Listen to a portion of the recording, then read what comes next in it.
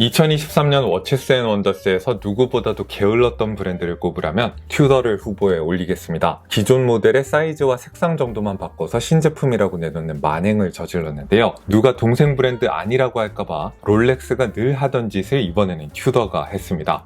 그렇다고 전시 부스를 엄청 열심히 준비한 것 같지도 않습니다. 미술관의 특별전을 방불케 할 정도로 준비해온 다른 브랜드들과 달리 튜더의 전시 부스는 우리가 흔히 백화점에서 보던 매장의 모습 그대로입니다. 재밌는 사실은 이렇게 안이하게 나왔는데도 그 어느 때보다 튜더의 시계들에 대한 관심도가 높았다는 점입니다. 기자들과 리뷰어들은 입을 모아서 튜더를 찬양하고 출시 소식이 전해지기가 무섭게 소비자들은 신제품들을 찾고 있습니다. 올해 워치스 앤 원더스의 승자는 튜더가 아닌가라는 이야기가 나올 정도입니다. 확실히 튜더는 참 문제적인 브랜드입니다. 좋은 시계란 무엇이고 시계를 소개하는 가장 효과적인 방법은 무엇인가에 대해서 근본적으로 다시 생각하게 만듭니다. 지금 현재 가장 큰 관심을 받고 있는 모델은 블랙베이 54입니다. 신제품이라지만 기능상의 업데이트는 거의 찾아보기 힘듭니다. 도구 없이 미세 조정이 가능한 T-Fit 클래스프가 드디어 반영이 되긴 했지만은 기본적으로는 기존의 블랙베이 58에서 2mm 작아진 시계, 그 이상도 이하도 아닙니다. 하지만 튜더는 왜 블랙베이가 성공했는지 정확하게 이해하고 있었습니다. 튜더의 블랙베이 라인업이 가진 장점은 세 가지로 요약됩니다. 첫째, 롤렉스가 더 이상 만들지 않는 빈티지 서브마리너에 가장 가까운 시계이면서, 둘째, 프랑스 해군과 관련된 나름의 헤리티지도 있는데, 셋째, 가격은 비교적 착한 시계입니다. 블랙베이 54는 이 세 가지 장점을 극대화하기 위한 기획입니다. 튜더의 부스에서 이 시계가 어떻게 전시되어 있는지만 봐도 제가 무슨 말을 하고 있는지 이해가 되실 겁니다. 1954년도에 나왔던 최초의 튜더 서브마리너, 그리고 튜더를 차고 있는 프랑스 해군 마린 내셔널의 사진이 함께 있고요. 그 옆에 블랙베이 54를 함께 전시해 놨습니다. 원조 서브마리너의 디자인과 프랑스 해군의 후광을 완전히 다 갖고 가겠다는 이 프리젠테이션 앞에서 37mm가 나한테 작은가 큰가, 기존의 블랙베이 모델보다 이 모델의 디자인이 좋아진 건가 아닌가 같은 질문들은 다 무의미해집니다.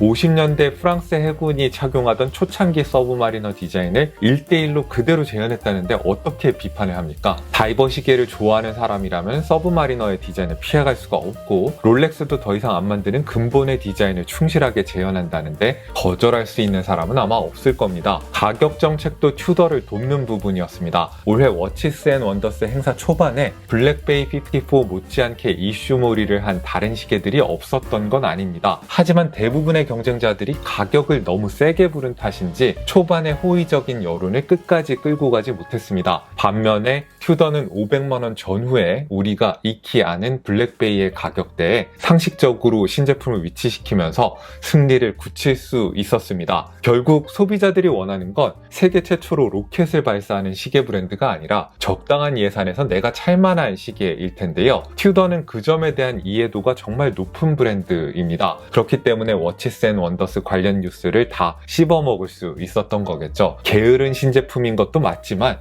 정말 영악하게 게으른 신제품입니다. 튜더가 정말 무서운 부분이 있다면 블랙베이 54가 자기 능력을 100% 발휘해서 만든 신제품도 아니라는 것입니다. 코스크 인증을 받은 꽤 얇은 매니팩처 무브먼트를 장착하고는 있지만 튜더는 그 이상도 만들 수 있는 회사입니다. 그 점을 증명하고 있는 또 다른 신제품이 마스터 크로노미터 인증을 받고 나온 버건디 베젤의 블랙베이입니다. 500만원대의 선을 여전히 지키고 있지만은 1000만원대를 넘나드는 오메가의 시계와 같은 등급의 무브먼트를 내세웠습니다. 두 가지 온도와 6가지 다른 자세, 그리고 두 가지 다른 파워 리저브 레벨에서 0초에서 5초 사이의 오차를 벗어나지 않는 마스터 크로노미터 무브먼트라는 건데요. 게다가 15000 가우스 이상의 항자성과 70시간 이상의 파워 리저브까지 갖춘 엔진입니다. 이 무브먼트를 블랙베이 54에 장착시켰다면 정말 끝판왕이 됐겠지만은 튜더는 절대 100%의 역량을 신제품에 몰아쓰는 브랜드가 아닙니다. 이 마스터 크로노미터 무브먼트를 몇 년 전에는 호불호가 갈리는 세라믹 케이스에 담아서 내놓았고, 이번에는 스틸 케이스에 그걸 담아주는 걸로 충분하다고 판단한 듯 합니다. 약간 인기가 덜한 41mm의 사이즈와 역시 약간 인기가 덜한 버건디 색상의 베젤을 택한 건 의도적인 선택이라고 생각이 됩니다. 무브먼트 때문에 튜더를 고른다면 제일 인기 있는 디자인은 포기하시라는 거겠죠. 제일 인기 있는 디자인에 최고 성능의 엔진을 합치는 필살기는 아직 아껴두고 있습니다. 이 필살기는 영원히 아껴둘지도 모르겠습니다. 필살기를 아낌에도 불구하고 여전히 팔릴만한 매력적인 신제품을 계속해서 만들 수 있다는 사실이 튜더의 무서운 잠재력을 말해줍니다. 그래봤자 튜더는 결국 롤렉스의 디자인을 저렴하게 따라하는 브랜드일 뿐이라는 진술은 오직 절반의 진실만을 담고 있습니다. 결국 둘은 하나의 세력이 내세우는 두 얼굴일 뿐이라서 튜더가 롤렉스를 따라하는 만큼이나 롤렉스도 튜더를 따라하고 있습니다. 왜냐하면 권위 있는 롤렉스의 이름으로 차마 할 수 없는 실험들이 튜더의 이름으로 먼저 이루어지기 때문입니다. 오로지 튜더에서 좋은 반응을 얻은 것들만이 롤렉스의 신제품에 이식이 됩니다. 이번 워치스 앤 원더스에서도 그런 경향을 확인할 수 있습니다. 작년에 왼손잡이용 GMT 마스터 2가 나올 수 있었던 이유는 왼손잡이용 펠라고스가 좋은 반응을 얻었기 때문입니다. 마찬가지로 올해 티타늄 요트 마스터가 나올 수 있었던 이유 역시 티타늄 소재로 만들어진 펠라고스가 수년째 꾸준한 인기를 끌고 있어서 호불호가 갈리지 않는 검증된 소재임이 확인되었기 때문입니다.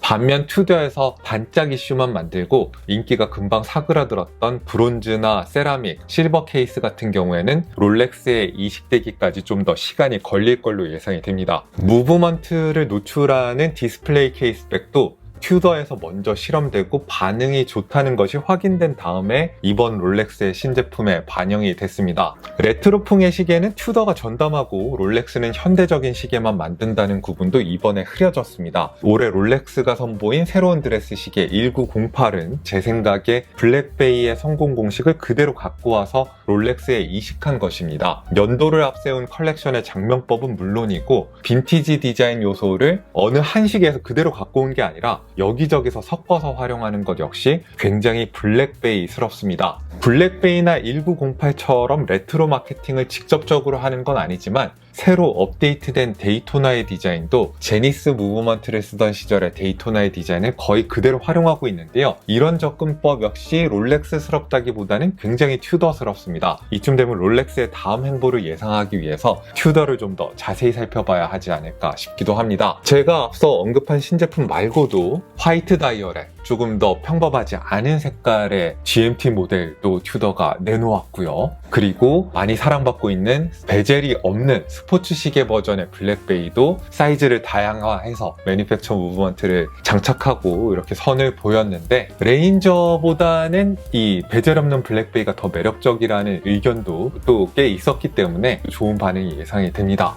여러분들은 튜더의 신제품들 중에 어떤 시계가 가장 인상적이었나요? 여러분들의 의견도 궁금하네요. 제네바에서 직접 취재한 워치스 앤 원더스 소식은 이번 한 달 동안 계속될 예정입니다. 많은 관심 부탁드리고요. 지금까지 여기는 생활인의 시계, 저는 김생활이었습니다. 안녕히 계십시오.